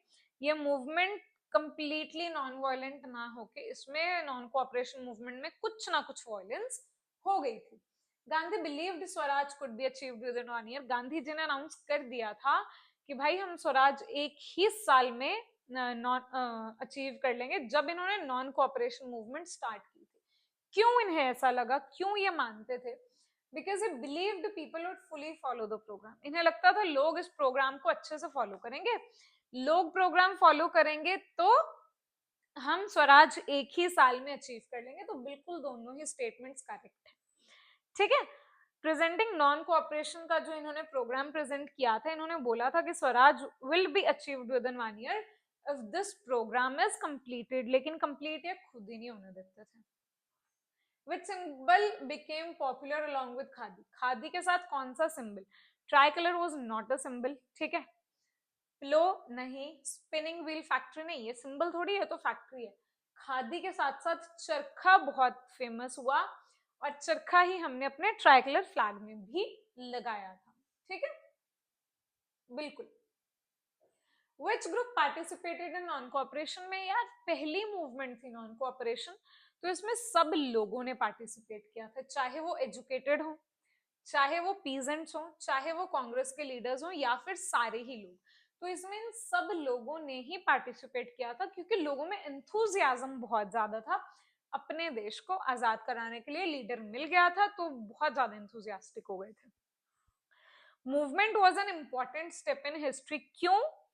क्योंकि Hindu, Muslim, educated, uneducated, teacher, student, men, women, हर कोई लोग इसमें पार्टिसिपेट कर रहे हैं नॉन कोऑपरेशन में। पहली बार एक नेशनल मूवमेंट ने मास मूवमेंट की पहचान ले ली थी, ठीक है, नेशन वाइड मूवमेंट बन गई थी। Greatest significance of non cooperation movement was that it, non cooperation movement का सिग्निफिकेंस क्या था? अभी हमने पढ़ा कि एक नेशन वाइड मास मूवमेंट बन गई थी। सेपरेट मुस्लिम स्टेट तो यार गांधी जी बनाने से रहे, आर्म्ड स्ट्रगल गांधी जी नहीं करने देते, ब्रिटिश रूल अभी खत्म नहीं हुआ, तो क्या फायदा था इसका कि फर्स्ट नेशन वाइड मूवमेंट बन गई थी, ठीक है। नेक्स्ट क्वेश्चन, अब ये देखो, नेशन वाइड मूवमेंट तो बन गई, तो पहले जो लोगों में डर था आवाज उठाने का या जेल जाने का, वो डर सब खत्म हो गया था, और लोगों में एंथुजियाज्म आ गया था कि अब हम स्ट्रगल करने वाले हैं ब्रिटिश गवर्नमेंट के साथ। Why was a new movement planned after 1922? 1922 के बाद क्यों एक नई मूवमेंट प्लान करने की बारी आई? नॉन कोऑपरेशन मूवमेंट खत्म हो गई, ब्रिटिश गवर्नमेंट अभी भी हट नहीं रही है, तो क्यों हमें एक नई मूवमेंट चाहिए? नॉन कोऑपरेशन मूवमेंट ने स्वराज अचीव कर लिया था, ये तो मजाक बन गया था। ब्रिटिश इंडिया छोड़ गई, ये भी नहीं है। कांग्रेस परमानेंटली बैन कर दी थी, ये तो हुआ ही नहीं। इलीगल डिक्लेयर किया, बैन नहीं हुई। Non cooperation movement failed. तुम्हें एक नई मूवमेंट तभी चाहिए ना बच्चे, जब तुम्हारी पिछली मूवमेंट फेल हो गई है। तो नॉन कोऑपरेशन मूवमेंट के फेल होने के कारण हमें एक नई मूवमेंट प्लान करनी पड़ी 1922 में। गांधी जी की नॉन कोऑपरेशन मूवमेंट ने ऑब्जेक्टिव स्वराज का फुलफिल नहीं किया था। 1922 से लेकर 29 तक बहुत से इवेंट्स होते हैं देश में, जिनके कारण हमें लगा कि यार एक नई मूवमेंट तो दोबारा चाहिए ही चाहिए। एंड वंस अगेन सारे के सारे इंडियंस गांधी जी के अंडर एक नई मूवमेंट में पार्टिसिपेट करने के लिए बिल्कुल तैयार थे, क्योंकि हमें क्या चाहिए थी? देश की आजादी। Main reason for opposing Simon commission, क्यों हम साइमन कमीशन को अपोज कर रहे थे? बिकॉज इसमें कोई इंडियन मेंबर था ही नहीं। मैं तुम्हें डायरेक्ट इसलिए बता रही हूँ क्योंकि अभी हम साइमन कमीशन बहुत बार डिस्कस कर चुके हैं। Simon commission sir John Simon chair कर रहे थे, और उसमें कोई इंडियन था ही नहीं मेंबर। तो हमें लगा कि यार हमारी प्रॉब्लम्स हमसे बेहतर क्या ये ब्रिटिश के लोग जानेंगे, ब्रिटेन के लोग जानेंगे, ऐसा तो हो नहीं सकता। हमने इसको अपोज कर दिया, सीधी सी बात, ठीक है। तो 1927 में साइमन कमीशन अपॉइंट होता है। क्यों अपॉइंट होता है? कि इंडियन एडमिनिस्ट्रेशन में, कॉन्स्टिट्यूशन में अगर कुछ प्रॉब्लम्स हैं उनको ढूंढते हैं और उनको चेंज करते हैं। चेयरमैन थे सर जॉन साइमन, मेंबर्स 7 थे, सारे के सारे इंग्लिशमैन। हमें ये बात नहीं बढ़िया लगी। इंडियंस ने डिसाइड किया कि भैया इस कमीशन को अपोज करेंगे। सारे लीडर्स ने इसको बॉयकॉट करने की ठान ली। यही हमारा एक साइमन कमीशन था जहां पे लाठी चार्ज होता है और लाला लाजपत राय शहीद हो जाते हैं, ठीक है। Next question, demand for complete independence was adopted in which Congress session? Congress के सेशंस याद कर लेना। वैसे मैं तुम्हारे लिए ना इन सेशंस के ऊपर एक फुल फ्लेज वीडियो ले ही आऊंगी, छोटी सी वीडियो रहेगी, लेकिन तुम्हें ये सेशंस में सारे उसमें याद करा दूंगी ताकि तुम इनमें कंफ्यूज नहीं होगे। सारे चैप्टर्स में से कंबाइंड ही लेके आऊंगी, ठीक है। डिमांड थी कंप्लीट इंडिपेंडेंस की, कौन सा सेशन में लेके आप देखो, कोलकाता सेशन कौन सा था बच्चे, जहां पर नॉन कोऑपरेशन मूवमेंट प्रपोज की गई थी। नागपुर सेशन कौन सा था, जहां पर नॉन कोऑपरेशन मूवमेंट कंफर्म की गई थी। कंप्लीट इंडिपेंडेंस कहाँ पे आता है बच्चे, लाहौर सेशन में। ये तीनों सेशन वैसे तुम्हें अब याद हो जाएंगे, मैंने एक बार बोल दिया ना, हो गए होंगे, देखना। यूथ थे जैसे सुभाष चंद्र बोस, ऐसे बहुत से लोग थे और जो है ना अपने यूथ वाली स्टेज में थे, इन्होंने कंप्लीट इंडिपेंडेंस की जो डिमांड थी वो रखनी शुरू कर दी। अब लाहौर में जब सेशन होता है 1929 में, कांग्रेस ने एक गोल सेट कर लिया कि भैया हमें अब कंप्लीट इंडिपेंडेंस चाहिए, उसके लिए रेजोल्यूशन भी पास कर दिया। जैन 26 1930 हमने डेट रखी थी कि हम इस दिन फुल इंडिपेंडेंस अचीव कर लेंगे। इस दिन हमने फुल इंडिपेंडेंस डे भी सेलिब्रेट किया था 1930 में। इसी के बाद गांधी जी ने स्टार्ट की थी कि हम सिविल डिसोबीडियंस मूवमेंट स्टार्ट करेंगे, इसीलिए 26 जनवरी को अब हम रिपब्लिक डे के रूप में मनाते हैं। ठीक है, I hope this is clear. 3 session तुम्हें कांग्रेस के याद हो गए हैं। सिविल डिसोबीडियंस मूवमेंट किससे स्टार्ट हुई थी बच्चे, Dandi march, salt satyagraha, boycott of schools और क्विट इंडिया रेजोल्यूशन, ये तो छोड़ ही दो। अब तुम बोलोगे कि मैम सॉल्ट सत्याग्रह से स्टार्ट हुई थी, सॉरी, याद रखो सॉल्ट सत्याग्रह मतलब सॉल्ट लॉ को एबॉलिश करने के लिए हमें क्या करना था, हमें डांडी मार्च करनी थी। तुम डांडी में जाके सॉल्ट एबॉलिश कैसे करोगे विदाउट द मार्च, तो सिविल डिसोबीडियंस की बिगिनिंग कहां से होती है, डांडी मार्च से। ठीक है, civil disobedience movement Gandhi ji ने स्टार्ट की थी मार्च 12 1930 में। 1920 कहां से स्टार्ट होती है, डांडी मार्च से। डांडी मार्च में पहले 78 लोग गांधी जी को सपोर्ट कर रहे थे, मतलब फॉलो कर रहे थे। धीरे धीरे बहुत से लोग आए गांधी जी के सपोर्ट में और इन सब लोगों ने सॉल्ट लॉ एबॉलिश करने में गांधी जी की पूरी हेल्प की। Who led salt satyagraha at Dharasana, ये याद रखना है बच्चे तुम्हें, कुछ सॉल्ट सत्याग्रह या फिर कुछ और ऐसे सत्याग्रह से जो गांधी जी जहां पे नहीं जा रहे थे वहां पे और लोगों ने गांधी जी से इन्फ्लुएंस होके किए। जैसे कि आया तुम्हारा सॉल्ट सत्याग्रह, सरोजनी नायडू जी ने शुरू किया था, यहाँ पे देखते हैं। सॉल्ट सत्याग्रह धरासना में सरोजनी नायडू ने शुरू किया था, सना से याद रखना सरोजनी, ठीक है, SANI SA, हाँ ये देखो, सरोजनी का सा, नायडू का ना, सना, धरासना। ठीक है, धरासना में सॉल्ट सत्याग्रह किया सरोजनी नायडू ने। वेदरानियम में चक्रवर्ती राजगोपालाचार्य ने। जंगल सत्याग्रह स्टार्ट होता है बच्चे यावतमल में, डॉक्टर केशव बलिराम हेजवार करते हैं, जहां पे इनको 9 महीने की सजा भी हो जाती है। ये हमने फर्स्ट चैप्टर में पढ़ा था। टाइम परसिस्ट करता है तो तुम्हारे लिए वीडियो जरूर लेके आऊंगी मैं, उसपे फर्स्ट सेकंड थर्ड चैप्टर पे भी, डोंट वरी। जंगल सत्याग्रह किसने ऑर्गेनाइज किया था बच्चों, अभी अभी हमने पढ़ा, केबी हेजवार ने। ठीक है, then next question, who founded Khudai Khidmatgar organisation. कुछ ऑर्गेनाइजेशंस है, कुछ ऐसे सत्याग्रह हैं जो थोड़े से अलग हैं, लोगों के अलग लीडर्स हैं उनमें, उनको याद कर लेना। ठीक है, बुरी नहीं है ये चीज। खुदाई खिदमतगार देखो, ख ख ख, हो गया ना याद। खुदाई खिदमतगार ऑर्गेनाइजेशन कौन फाउंड करते हैं, खान अब्दुल गफर खान। ठीक है, सब के एच है, ख ख ख। अब खुदाई खिदमतगार फाउंड करते हैं खान अब्दुल गफर खान, जिनको बादशाह खान के नाम से भी जाना जाता है। ठीक है, नॉर्थ वेस्टर्न फ्रंटियर प्रोविंस में बहुत से लोग आते हैं, पाश्तून्स आते हैं, जो ये अपनी रेड कलर की कुर्तीज पहनते हैं और पार्टिसिपेट करते हैं मूवमेंट में। अब एक बात थोड़ी सी और याद रखना इंपॉर्टेंट है कि खान अब्दुल गफर खान को फ्रंटियर गांधी भी बोला जाता है। गांधी जी के बारे में सबको मालूम है, फ्रंटियर गांधी किसको बोलते हैं ये याद रखना। खान अब्दुल गफर खान को क्या बोलते हैं, फ्रंटियर गांधी, इंपॉर्टेंट है। ठीक है, next question, first round table conference बहुत इंपॉर्टेंट थी ये सारी की सारी राउंड टेबल कॉन्फ्रेंसेस, क्योंकि कहीं ना कहीं इन्होंने हमारे देश के फ्यूचर को एक बनाना था।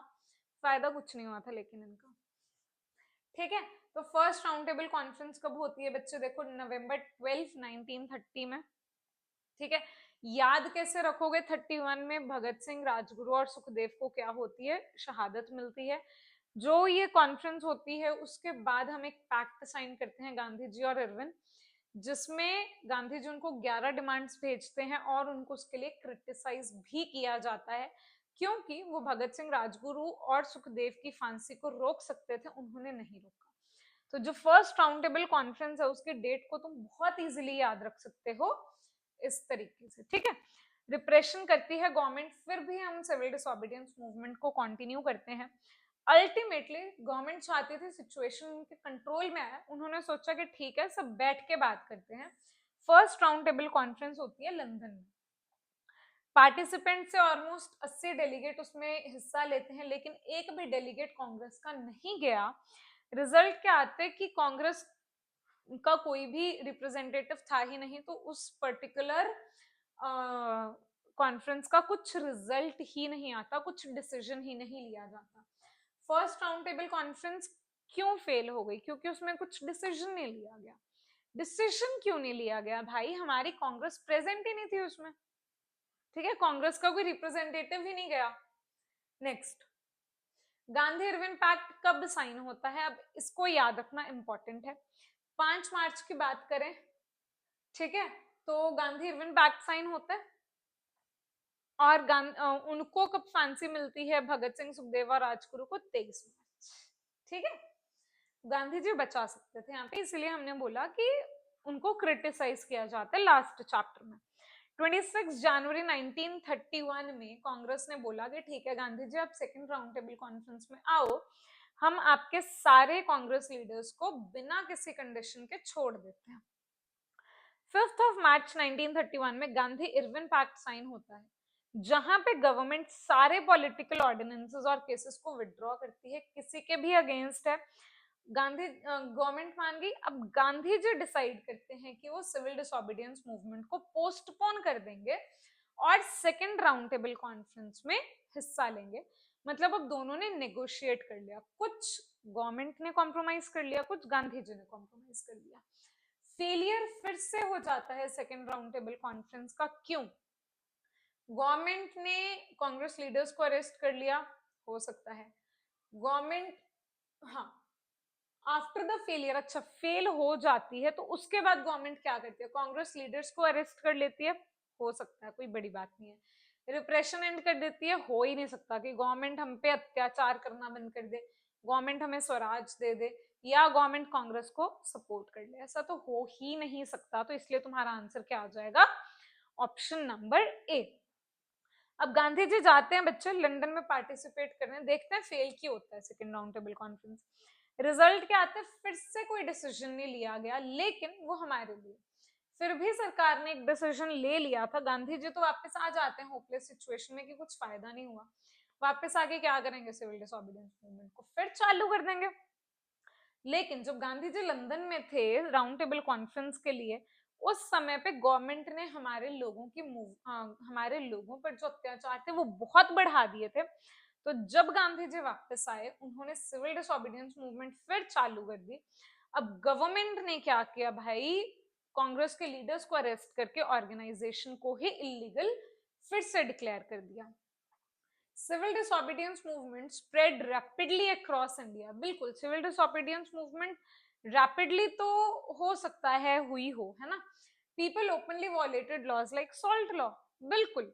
लेकिन द क्वेश्चन इज, क्या सिविल डिसोबीडियंस मूवमेंट रैपिडली इसलिए स्प्रेड आउट होती है क्योंकि लोगों ने वॉयलेंस सॉल्ट लॉ को एबॉलिश करना शुरू कर दिया? बिल्कुल, ठीक है, इसमें कोई बड़ी बात नहीं है। Communal award aimed to solve communal problems. अब कम्युनल अवार्ड क्या होता है? गवर्नमेंट ने सेकेंड राउंड टेबल कॉन्फ्रेंस के बाद जब गांधी जी तो वापस आ गए, उन्होंने खुद से एक डिसीजन ले लिया, कम्युनल अवार्ड। कम्युनल अवार्ड में क्या था कि जितनी भी कम्युनिटीज हैं उनको हम सबको सेपरेट इलेक्टोरेट देंगे, सबकी अलग अलग इलेक्शंस होंगी, सबके अलग अलग लीडर्स चुने जाएंगे। अब ये तो भाई हमारी यूनिटी के ऊपर तगड़ा वार हो गया। क्यों लगाया गया था? क्योंकि हम सेपरेट इलेक्टोरेट देना चाहते थे। बोला क्या सबको? हम क्यों कम्युनल अवार्ड बना रहे हैं? क्योंकि हम कम्युनल प्रॉब्लम्स को सॉल्व करना चाहते हैं। एम ये था, हुआ क्या? ये, ठीक है। अब देखो कम्युनल अवार्ड इसलिए था और ये इसलिए है, तो क्या ये एक्सप्लेनेशन हुई? नहीं, वो दोनों अलग अलग स्टेटमेंट्स है, वो बता रही है कि किस लिए हुआ था और क्या रिजल्ट आया। यार इसका आंसर ना नॉट आएगा, ठीक है, तो इसको ध्यान से कर लेना थोड़ा, आंसर गलत यहाँ पे टिक हो गया। British government took a decision which is called communal award. Arrangements बना दिए कि भैया सेपरेट इलेक्टोरेट होगा मुस्लिम, सिख और इंडियन क्रिश्चियंस के लिए। अनटचेबल्स को भी सेपरेट इलेक्टोरेट दे दिया, उनको बोला कि आप हिंदू से अलग हो तो आपको सेपरेट इलेक्टोरेट देंगे। 3% सीट्स भी रिजर्व कर दी, मतलब हमने क्रिएशन कर दी सेपरेट इलेक्टोरेट्स की। This decision was not a solution to communal problem, ये सॉल्यूशन नहीं था, बल्कि कम्युनल डिफरेंसेस को बढ़ाने के लिए ब्रिटिशर्स ने अपने हक में ये डिसीजन लिया था। Poona pact was signed between Gandhi ji and doctor Ambedkar, बिल्कुल सही बात है बच्चे। पूना पैक्ट है जो हमारा गांधी जी और डॉक्टर बी आर अम्बेडकर में साइन हुआ था, जब Gandhi ji death into fast पे बैठे हुए थे इन द जेल। ठीक है, इन्होंने क्या किया, क्यों ये साइन हुआ, क्योंकि इन्होंने कम्युनल अवार्ड को अमेंड कर दिया, चेंज कर दिया, बिल्कुल सही है। अब गांधी जी ने फास्ट इनटू डेथ स्टार्ट कर दिया था जेल में ही, क्यों? क्योंकि ये कम्युनल अवार्ड नहीं चाहते थे। क्यों नहीं चाहते थे? क्योंकि इससे हमारा जो देश है वो डिवाइड हो जाएगा। इनके कुछ लीडर्स के एफर्ट्स के कारण डॉक्टर बी आर अम्बेडकर और गांधी जी मिलते हैं, जेल में ही जाते हैं, वहां पे पूना पैक्ट साइन होते हैं, जिसके कारण कम्युनल अवार्ड में कुछ कुछ चेंजेस कर दिए गए। गांधी जी ने हरिजन यात्रा शुरू की ताकि अनटचेबिलिटी को इरेडिकेट किया जा सके, कम किया जा सके, बिल्कुल। He believed social reforms was essential for nationalism, बिल्कुल। इन्होंने हरिजन यात्रा की इसलिए, क्यों की? क्योंकि ये मानते थे सोसाइटी में रिफॉर्म्स आएंगे तभी नेशनलिज्म की भावना और बढ़ेगी। पूना पैक्ट के बाद गांधी जी अनटचेबिलिटी खत्म करने में इन्वॉल्व हो गए। 1933 से लेकर 34 तक उन्होंने हरिजन यात्रा शुरू की 20,000 किलोमीटर्स की, ठीक है, और फास्ट रखा 2-2 बार। एड्रेसिंग हिज सपोर्टर्स ये कहते थे कि या तो अनटचेबिलिटी खत्म कर दो या मुझे इस मूवमेंट से बाहर कर दो, मतलब खत्म तो तुम्हें अनटचेबिलिटी करनी ही पड़ेगी। गांधी जी ने हरिजन की जो एंट्री थी, है ना, जो हम बोलते हैं लोअर कास्ट की जो एंट्री थी टेम्पल्स में, वो स्टार्ट कराई, और हरिजन यात्रा ने फाइनली कुछ मतलब कुछ लिमिटेशंस तक अनटचेबिलिटी को खत्म कर दिया, जिससे कि लोगों में एकाग्रता की भावना है। इंडिविजुअल सत्याग्रह कब स्टार्ट हुआ था बच्चे, इसको भी याद रखना, अक्टूबर 17 1940 में, ठीक है। 1939 में ब्रिटिश गवर्नमेंट इंडिया को वर्ल्ड वॉर 1 में फिर से इन्वॉल्व कर लेती है, लेकिन हम वर्ल्ड वॉर 2 में, सॉरी 2 में इन्वॉल्व नहीं होना चाहते थे, तो गांधी जी ने बोला कि भैया इंडिविजुअल सत्याग्रह करते हैं। कुछ सिलेक्टेड लीडर्स को इकट्ठा किया और पब्लिक प्लेसेस के ऊपर स्पीच देनी शुरू की कि क्यों हमें वॉर में पार्टिसिपेट नहीं करना चाहिए।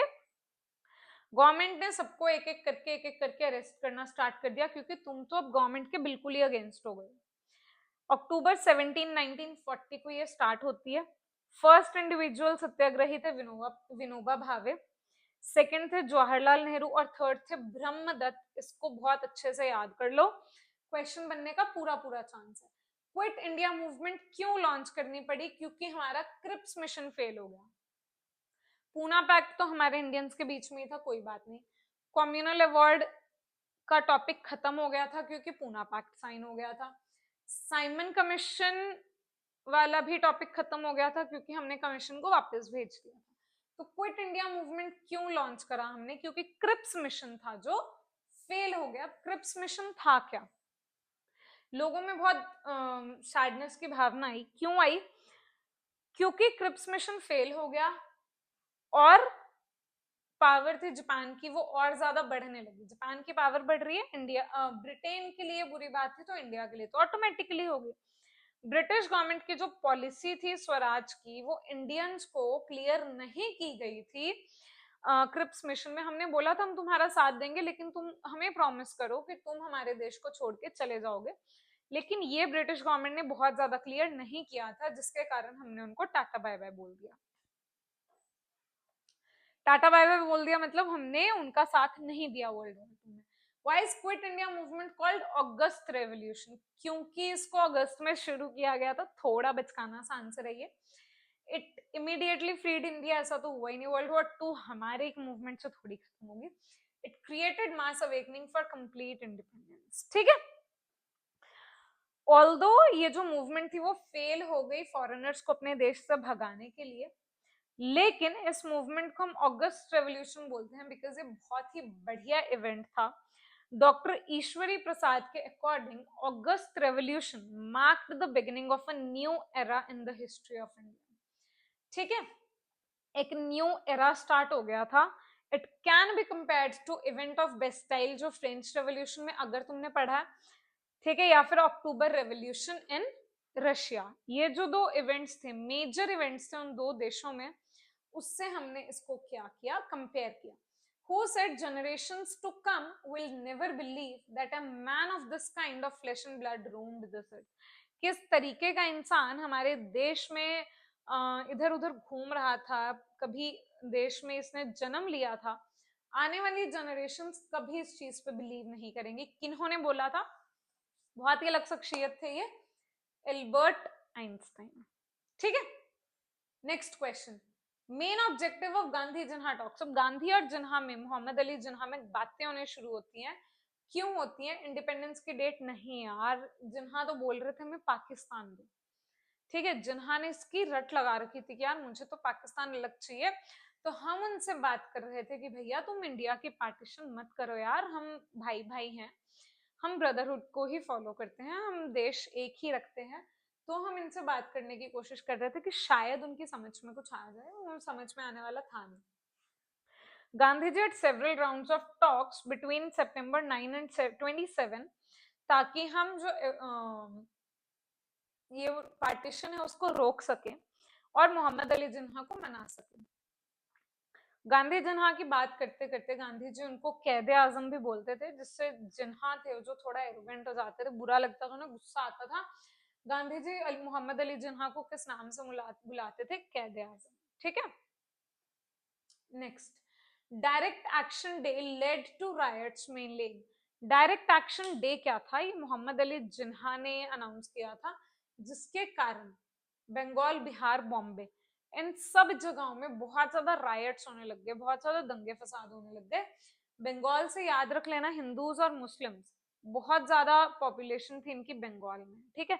इसीलिए ब्रिटिशर्स ने बंगाल को ही डिवाइड भी किया था 1905 में। इसीलिए रायट्स वहां पे भी हुए, बंगाल के साथ साथ बिहार और Bombay, triple B, B cube हो गया ये, ठीक है। अगस्त 16 1946 में जिन्हा ने डिक्लेयर किया डायरेक्ट एक्शन डे, अगस्त 16 1946, ऑलमोस्ट एक साल पहले हमारी आजादी के, ताकि वो अपनी पाकिस्तान बनाने की डिमांड रखें और उसको पूरा कर सकें, जिसके कारण बहुत ज्यादा राइट्स होते हैं, 5,000 लोग मर जाते हैं और 15,000 लोग जख्मी हो जाते हैं।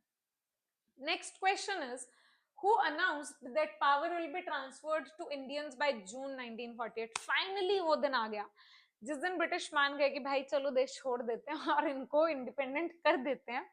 कब? जून 1948 में ये हमें इंडिपेंडेंट करने वाले थे। किसने ये अनाउंसमेंट की थी? ये अनाउंसमेंट की थी वहां के प्राइम मिनिस्टर क्लीमेंट एटली। ये नए प्राइम मिनिस्टर बने थे जिन्होंने ये पहले ही प्रॉमिस कर दिया था कि अगर मैं प्राइम मिनिस्टर बना, मैं इंडिया को आजाद कर दूंगा। तो बनते ही इन्होंने अनाउंस कर दिया कि भैया जून 1948 तक तुम अपनी आजादी ले लो, हम नहीं तुम्हारे देश में रहेंगे। फरवरी 20 1947 में बहुत ही टेंस सा माहौल चल रहा था देश में।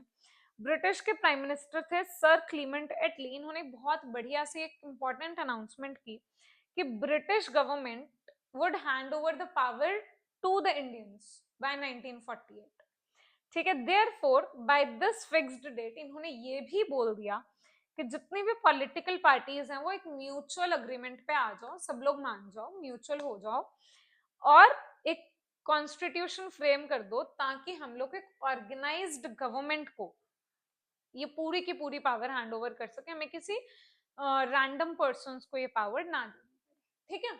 नेक्स्ट, लॉर्ड माउंटबेटन ने किस वॉइसरॉय को रिप्लेस किया था? इन्होंने किया था बच्चे लॉर्ड वेवल को। अब जो ब्रिटिशर्स की वेव्स थी वो खत्म होने वाली थी। लॉर्ड माउंटबेटन हमारे लिए एक बहुत बड़ा माउंटेन लेके आए थे, वो था आजादी का। हो गया ना, देखो याद। ठीक है, चलो नेक्स्ट क्वेश्चन। मेन ऑब्जेक्टिव क्या था माउंटबेटन को अपॉइंट करने के लिए? सिंपल सी बात है, देश को जल्द इससे करना चाहते थे हम डिवाइड। ठीक है, next, which groups approve the June 3 plan? किस ग्रुप ने जून 3 के प्लान को अप्रूव किया? कांग्रेस, मुस्लिम लीग, सिक्स, सबने मान लिया लॉर्ड माउंटबेटन के 3 जून के प्लान को कि भैया ठीक है अब तुम जाओ। ठीक है, लॉर्ड माउंटबेटन ने एक प्लान प्रपोज किया जिसको कि सबने माना, चाहे वो कांग्रेस के लीडर्स थे, मुस्लिम लीग थी या सिख कम्युनिटी थी, सबने मान लिया, इस प्लान को अप्रूव कर दिया। लेकिन गांधी जी ने उसको अप्रूव नहीं किया। उन्होंने बोला कि अगर तुम्हें पार्टीशन करनी है तो मेरी डेड बॉडी पे कर देना, मैं इस पार्टीशन को अप्रूव नहीं करता हूँ। लेकिन जब उन्होंने देखा कि कितना ब्लडशेड हो रहा है, रायट्स हो रहे हैं, फटीग हो रही है, कांग्रेस के जो लीडर्स हैं वो थक रहे हैं, तो उन्होंने पार्टीशन के लिए फाइनली एक्सेप्टेंस दे दी। लेकिन वो चाहते नहीं थे। गांधी जी ने क्यों मना किया था? बिकॉज वो इंडिया की यूनिटी को हार्म करता है। ठीक है, नेक्स्ट, इंडियन इंडिपेंडेंस एक्ट बनाया जाता है, फाइनली बनता है ये, ताकि हम लोग देश को आजाद, देश की आजादी देख सकें। जुलाई 4 1947 में लॉर्ड माउंटबेटन एक पार्टीशन कमेटी बनाते हैं। According to the plan of Mountbatten, the British parliament passed a bill, British parliament ने एक बिल पास किया जिसका नाम रखा गया इंडियन इंडिपेंडेंस एक्ट। जुलाई 4 को, जिसके कि हमारी जो इंडिपेंडेंस थी वो मिल तो गई, लेकिन उसके साथ साथ हमें पार्टीशन भी मिली। माउंटबेटन गांधी जी को वन मैन बाउंड्री फोर्स बोलते थे। ठीक है, इसको याद रखना। क्यों? क्योंकि जो गांधी जी थे वो हर जगह पे राइट्स को रोकने की कोशिश कर रहे थे, वो हर बाउंड्री में फोर्सफुली सब राइट्स को रोकने की कोशिश करते थे। Announcement of February 20 increased communal violence, communal violence बहुत बढ़ जाती है 20 फरवरी के अनाउंसमेंट के बाद। क्यों? क्योंकि क्लीमेंट एटली सर ने ये बोल दिया कि भैया म्यूचुअल अग्रीमेंट पे आके गवर्नमेंट बना लो, हम लोग तुम्हें आजादी दे देंगे। अब ये हमें जो पता लग ही गया कि आजादी मिल जाएगी तो इंडिया को थोड़ी आजाद कराना है, मोहम्मद अली जिन्ना ने तो पाकिस्तान भी बनवाना है, तो इसलिए कम्युनल राइट्स बहुत बढ़ गए, डिमांड थी जो पाकिस्तान की वो बहुत बढ़नी शुरू हो गई। अब थोड़े से क्वेश्चंस रह गए, बने रहो। गांधी जी रिलक्टेंटली एक्सेप्टेड पाकिस्तान, बिल्कुल गांधी जी ना चाहते हुए भी उनको ये एक्सेप्ट करनी पड़ी partition. He wanted to stop bloodshed and riots, बिल्कुल वो नहीं चाहते थे और ज्यादा खून खराबा होना, इसलिए उन्होंने मान लिया। Gandhi ji wanted to end Congress after independence, बिल्कुल चाहते थे, गांधी जी चाहते थे कांग्रेस इंडिपेंडेंस के लिए बनाई गई थी, बन गई है, अब खत्म करो इसको। ठीक है, मोटिव अचीव हो गया है, क्योंकि Congress has fulfilled its purpose। बिल्कुल गांधी जी यही चाहते थे। इंडिपेंडेंस होने के बाद जितने भी कांग्रेस के लीडर्स करप्शन कर रहे थे उससे दुखी होकर गांधी जी ने कॉन्फ्रेंस बुलाई, बहुत सी ऑर्गेनाइजेशंस की, all India spinners association, Harijan Sevak Sangh, ग्राम उद्योग संघ, गौ सेवा संघ, नई तालीमी संघ, और कॉन्फ्रेंस के बाद एक प्लान बनाया गया कि भैया कांग्रेस को डिसमेंटल करते हैं, उसकी जगह पे एक नया बनाते हैं लोक सेवा संघ। लेकिन ये होता उससे पहले ही गांधी जी असेसिनेट हो गए। गांधी जी ने अपोज किया use of English in independent India, बिल्कुल गांधी जी समझते थे हमारे देश की भाषा तो हिंदी है यार, उसको नेशनल लैंग्वेज बोलो, because he believed national unity required respect for Hindi. ठीक है, अब एक इंसिडेंट होता है कि एक मीटिंग में होते हैं जहाँ पे फूड मिनिस्टर इनको इंग्लिश लैंग्वेज में बोलते हैं कि भैया आप आके स्पीच दे दो गांधी जी को। गांधी जी उनसे पूछते हैं कि इंग्लिश में क्यों बोल रहे हो, वो कहते हैं कि मुझे नहीं आती हिंदी। तो गांधी जी ने उनको एक ही बात बोली कि तुम अपनी जो सीट है उसको छोड़ दो, you are not capable of it. और फाइनली उस बंदे ने 6 महीने के अंदर अंदर हिंदी सीख ली।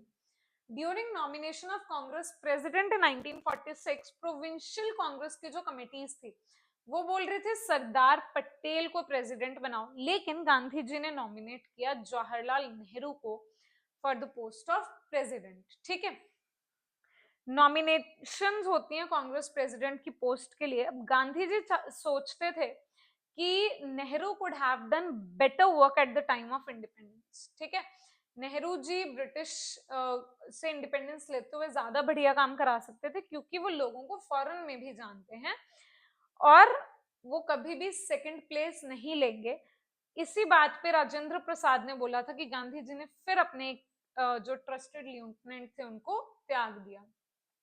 Which organization did Gandhi ji want to establish after dismantling Congress? लोक सेवा संघ बनाना चाहते थे लेकिन वो नहीं हो पाया। ठीक है, that's it बच्चे, this is end of your video. I hope तुम्हें वीडियो अच्छा लगा and keep sharing, keep supporting. Bye bye। अब नेक्स्ट चैप्टर तुम्हारा 8 आएगा, होपफुली कल आ जाए, fingers crossed।